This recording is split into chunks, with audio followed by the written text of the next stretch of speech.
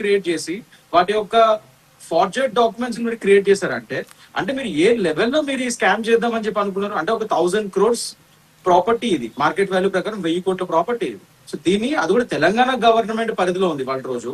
So దీన్ని మీరు ఇక్కడ ఉన్న నిమ్మల ఫ్యామిలీ ఏదైతే ఫస్ట్ నుంచి వాళ్ళు గవర్నమెంట్ ల్యాండ్ అయినా, పొరంబోకు ల్యాండ్ అయినా కూడా వాళ్ళు గవర్నమెంట్ ల్యాండ్ అయినా కూడా వాళ్ళు ఇది మా ప్రైవేట్ ల్యాండ్ అని చెప్పి కొట్లాడి తెలంగాణ హైకోర్టులో రిట్ చేశారు. అది మన 2025 లో డిస్మిస్ చేయడం జరిగింది. ఫైనల్లీ తీరా డిస్మిస్ చేసిన తర్వాత ఇమీడియట్ గా ఆ యొక్క ఆపర్చునిటీని ఈయన ఉపయోగించుకొని ఈయన వెంటనే ఆ ఫ్యామిలీతో ఏదో ఒప్పందాలు, లోపాయకర ఒప్పందాలు కుదుర్చుకొని ట్రాన్సాక్షన్స్ ఇక్కడ ముఖ్యంగా సార్ ఇప్పుడు స్వయంగా తహసీల్దార్ గారు వీళ్ళ మీద కంప్లైంట్ ప్రిలిమినరీ ఎంక్వైరీ చేసి ఆయన దాని తర్వాత కంప్లైంట్ ఇస్తే పోలీస్ వారు దర్యాప్తులో వీళ్ళ యొక్క బ్యాంక్ ట్రైల్స్, మనీ ట్రైల్, అసలు ఏ డబ్బులు ఎంతెంత వెళ్ళాయి, ఆ వెల్డి రామకృష్ణ అనే అతను ఒకప్పుడు ఈ 2006 నుంచి 2009 వరకు అవుట్ సోర్సింగ్ ఉద్యోగి అంట.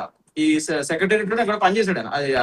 ఇది ఇన్ఫర్మేషన్ కృష్ణకాంత్ గారు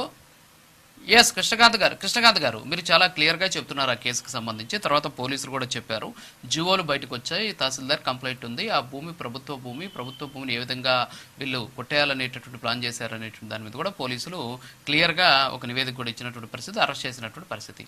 సార్ ఇంకొకటి ఇందాక నేను అదే అడుగుతున్నా, పవన్ కళ్యాణ్ గారు చెరువు కబ్జా చేశాడు, ఆయన కబ్జాదారుడు, చెరువుల్ని మింగేస్తున్నాడు, తెలంగాణకు సంబంధించినటువంటి ఆస్తుల్ని వనరుల్ని దోచేసుకుంటున్నటువంటి వ్యక్తి పవన్ కళ్యాణ్ అని చెప్పిన వెంటనే వైఎస్ఆర్ కాంగ్రెస్ పార్టీ అనుకూల మీడియా, సోషల్ మీడియాలో పవన్ కళ్యాణ్ ని కోడి చెరువుని కబ్జా చేస్తున్నటువంటి ఒక వ్యక్తిగా చిత్రీకరించేశారనమాట. కానీ ఆయనకేమో 1994 నుంచి రిజిస్టర్డ్ డాక్యుమెంట్లు ఉన్నాయి, 1988లో చేసిన అగ్రిమెంట్ ఉంది, ఎక్కడ కూడా అది ప్రభుత్వ భూమి అని లేదు, అది సిక్కం పట్టా భూమి అని ఉంది, అంత క్లారిటీగా ఉంది. అధికారులు వివరణ ఇచ్చారు, అక్కడ ఉన్న ప్రభుత్వం పట్టించుకోలేదు, అధికారులు కనీసం ఆ ఇష్యూ గురించి మాట్లాడలేదు. కానీ ఈయన మాత్రం ఈయన డబ్బులు ఇచ్చి కొనుక్కున్నాడు, తర్వాత రిజిస్టర్ అయింది, తర్వాత మ్యూటేషన్ అయింది, అన్నీ అయినా సరే ఈయన మాత్రం కబ్జాదారుడు అని చూపిస్తున్నారు. పాపం ఈయన మాత్రం డబ్బులు ఇచ్చి మోసపోయినటువంటి వ్యక్తిగా చూపిస్తున్నాడు. దీన్ని ఎలా ఎక్స్ప్లెయిన్ చేస్తారు సార్? సార్ ఇది వైసీపీ యొక్క హాస్యాస్పదమైన రాజకీయాలని చెప్పి మాత్రం నేను చెప్పగలుగుతాను సార్. ఎందుకంటే ఇవాళ రోజు సిక్కా పట్టా భూమి అంటే క్లియర్ గా అక్కడ మనం వాటి పర్చేస్ చేయొచ్చు, కాకపోతే అక్కడ స్ట్రక్చర్స్ కట్టకూడదు, ఈ బిల్డింగ్స్ ఇలాంటి కమర్షియల్ పర్పసెస్ కానీ దేనికైనా కానీ కట్టకూడదు, మీరు వ్యవసాయానికి మాత్రమే ఉపయోగించవచ్చు. సో ఇవాళ రోజు అక్కడ చూస్తే పవన్ కళ్యాణ్ గారు కేవలం అక్కడ వ్యవసాయము, గోశాల ఇలాంటివి నడిపిస్తారు, వ్యవసాయానికి సంబంధించిన వాటినే చూస్తున్నారు, అక్కడ చేస్తున్నారు, అక్కడ అది అందరికీ తెలుసు. అండ్ ముఖ్యంగా మొన్న ఆయన ఓపెన్ ఛాలెంజ్ చేశారు, ఒకవేళ నేను కనుక కబ్జా చేసినట్టు నిరూపితం అయితే నేను రెడీగా ఉన్నాను రాసిచ్చేయడానికి తెలంగాణ ప్రభుత్వానికి అని చెప్పారు. అలాంటి పవన్ కళ్యాణ్ గారు ఎక్కడ ఇవాళ రోజు వాళ్ళ ఎమ్మెల్యేలు, వాళ్ళ యొక్క పార్టీ, వైసీపీ పార్టీ వాళ్ళ యొక్క నాయకుడు ఇవాళ రోజు ఈ స్కాముల్లో బయటపడతా ఉంటే వీళ్ళతో మరి వీళ్ళు ట్రోల్ చేసే వ్యక్తులా సార్? నాకు అర్థం కాదు. ఇది నిజంగా గురువింద కింద గీంచే తన నలుపు తాను ఎరగదన్నట్టు మీ నలుపు మీరు చూసుకోండి ఫస్ట్, దాని తర్వాత వేరే వాళ్ళ గురించి మాట్లాడండి. అంటే ఇక్కడ క్లియర్ గా సిక్కం పట్ట పరంగా అది నేను కొనుగోలు చేశాను, ఆయన ఒక క్లియర్ డాక్యుమెంట్స్ ఉన్నాయి అక్కడ.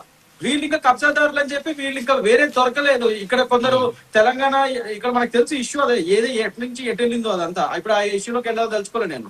కానీ ఆయన మీద ఫాల్స్ ఎలిగేషన్స్ వల్ల ఇవాళ రోజు ఆయన క్లియర్ గా ఎక్స్ప్లెనేషన్ ఇచ్చి ఆయన కావాల్సి వస్తే నేను రాసిచ్చేస్తా అన్నాడు. ఈ బొల్ల బ్రహ్మనాయుడు ఆయన ఎక్కడ సార్? ఈయన మీద ఇన్ని ఎలిగేషన్స్, ఇంత పెద్ద కేసులు, అది కూడా స్వయాన తహసీల్దార్ ఫైల్ చేస్తే ఇతను పారిపోయాడు.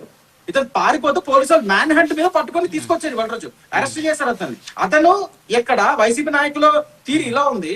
అదే పవన్ కళ్యాణ్ గారు హుందాగా తెలంగాణలో ఒక మీటింగ్ పెట్టుకుంటా వచ్చి అది పర్మిషన్ లేక సరే ఒక ప్రెస్ కాన్ఫరెన్స్ పెట్టి అలానే ఆయన మీద ఫాల్స్ అలిగేషన్స్ ఏదైతే చెప్తున్నారో ఇలా కబ్జా చేశారు అది ఇది కోడి చెరువు అని చెప్పి దానికి క్లియర్ గా ఆయన ఎక్స్ప్లెనేషన్ ఇస్తూ ఇది సిక్కం పట్ట నేను కొనుక్కున్నాను, వ్యవసాయం కోసం చేస్తున్నాను, ఇవాళ రోజు మీకు కనుక నేను కబ్జా చేసినట్టు ఇంతైనా మీకు నిరూపితం అయితే నేను రాసియడానికి రెడీగా ఉన్నానని కూడా చెప్తున్నాడు. అంత ఓపెన్ ఛాలెంజ్ ఏ నాయకుడు చెప్పాడు సార్ ఇప్పటి వరకు? అది మా కూటమి ధర్మము, అది మా కూటమి నాయకుల ఒక నిబద్ధత. నేను క్లియర్ గా చెప్తున్నాను, ఇవాళ రోజు వైసీపీ నాయకులు ఎన్ని అరాచకాలు చేశారో 2000